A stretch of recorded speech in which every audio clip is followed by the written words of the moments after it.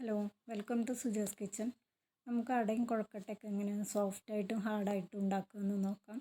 സോഫ്റ്റായിട്ടാണ് നിങ്ങൾക്ക് വേണ്ടതെന്നുണ്ടെങ്കിൽ പച്ചരി നന്നായിട്ട് നൈസായിട്ട് പൊടിച്ച് വറുത്ത് നല്ല തിളച്ച വെള്ളത്തിൽ കുഴച്ച് കുഴക്കട്ട അടയും ചെയ്യുകയാണെന്നുണ്ടെങ്കിൽ നല്ല സോഫ്റ്റായിട്ട് കിട്ടും.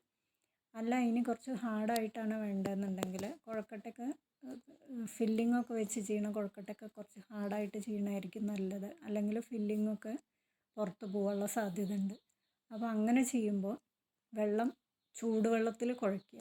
അതായത് തിളയ്ക്കരുത്. തിളച്ച് കഴിഞ്ഞാൽ മാവ് സോഫ്റ്റാവും. ആ വെള്ളത്തിൻ്റെ ചൂടനുസരിച്ചാണ് മാവ് എപ്പോഴും സോഫ്റ്റായും ഹാർഡായും വരുന്നത്.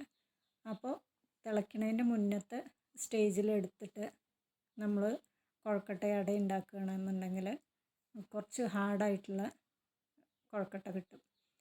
അത് ആ വെള്ളത്തിൻ്റെ ചൂടൊന്ന് അഡ്ജസ്റ്റ് ചെയ്ത് കഴിഞ്ഞാൽ എത്രണ്ട് നമുക്ക് സോഫ്റ്റും എത്രണ്ട് ഹാർഡും ആവണമെന്നുണ്ടെങ്കിൽ അതിനനുസരിച്ച് ചെയ്യാൻ പറ്റും. അപ്പോൾ എല്ലാവരും അങ്ങനെ ഒന്ന് ട്രൈ ചെയ്ത് നോക്കും.